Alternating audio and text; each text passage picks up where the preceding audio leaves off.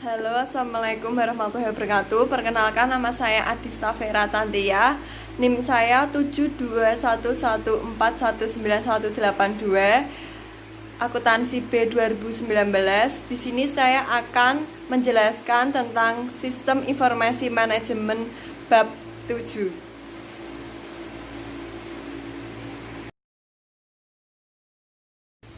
Bab 7, pengembangan sistem. Pendekatan sistem adalah upaya untuk melakukan pemecahan masalah yang dilakukan dengan melihat masalah yang ada secara menyeluruh dan melakukan analisis secara sistem.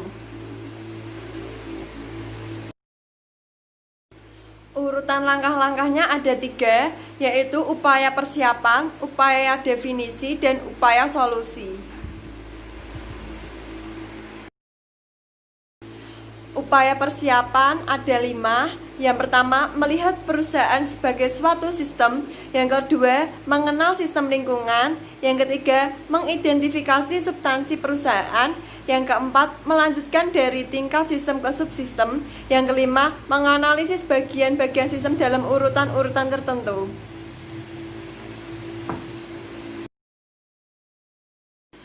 Upaya definisi ada 2, yaitu yang pertama, melanjutkan dari sistem ke tingkat subsistem. Yang kedua, menganalisis bagian-bagian sistem dalam suatu urutan-urutan tertentu. Upaya solusi ada 5. Yang pertama, mengidentifikasi solusi-solusi alternatif. Yang kedua, mengevaluasi solusi-solusi alternatif. Yang ketiga, memilih solusi yang terbaik. Yang keempat, mengimplementasikan solusi. Yang kelima, menindaklanjuti untuk memastikan keefektifan solusi.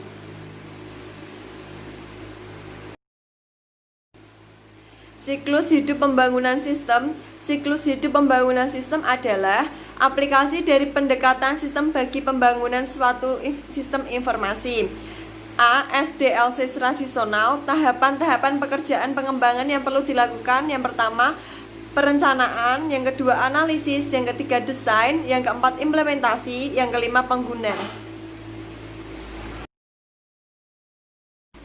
Prototype atau prototyping adalah suatu versi dari sebuah sistem potensial yang memberikan ide bagi pengembang dan calon pengguna bagaimana sistem akan berfungsi dalam bentuk yang telah selesai.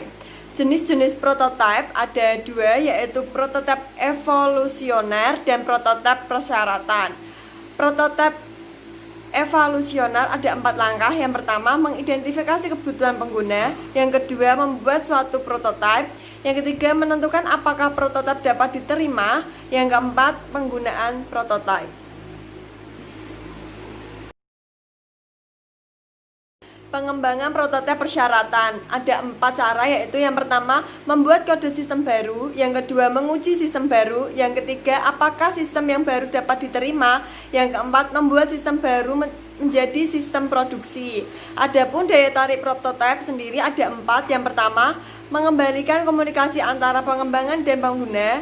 Yang kedua, pengembang dapat melakukan pekerjaan yang lebih baik dan menentukan kebutuhan pelanggan. Yang ketiga, pengguna memainkan peran yang lebih efektif dan pengembangan sistem.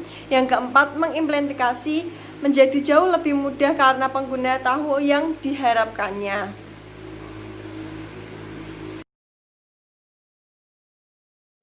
Unsur-unsur penting RAD ada 4, yaitu manajemen. Yang kedua, orang. Yang ketiga, metodologi. Yang keempat, alat-alat. Pengembangan berfase. Pengembangan berfase adalah suatu pendekatan bagi pengembang sistem informasi yang terdiri atas 6 tahapan. Yang pertama, investigasi awal. Yang kedua, analisis. Yang ketiga, desain. Yang keempat, konstruksi awal. Dan yang kelima, yang terakhir adalah konstruksi akhir. Desain ulang proses bisnis.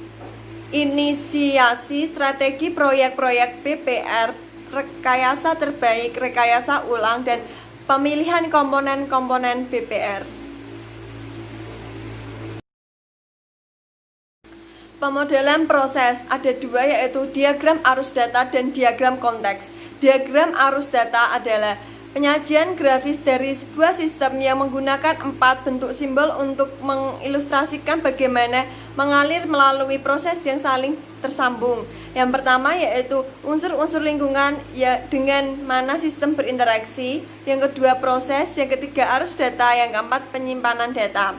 Sedangkan diagram konteks sendiri adalah menempatkan sistem dalam sebuah konteks lingkungan. Diagram ini menunjukkan arus data yang mengarah keluar dari terminor. Manajemen proyek. Strategi Committing SIM menjalankan 3 fungsi utama. Yang pertama, menciptakan kebijakan.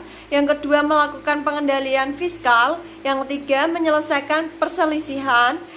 Kepemimpinan proyek, mekanisme manajemen proyek, dukungan web yang bagi manajemen proyek. Mengoptimasi biaya proyek. Semua metode ini kurang lebih mengandalkan pada 3 komponen. Yang pertama, informasi mengenai sistem tertentu yang sedang dibuat dan orang yang akan melakukan pengembangan. Yang kedua, pengalaman historis. Yang ketiga, pengetahuan mengenai proses pengembangan peranti lunak dan alat-alat serta teknik estimasi. Ada juga input pengestimasian biaya. Yang kedua, alat-alat dan teknik estimasi biaya. Yang ketiga, output pengestimasian biaya.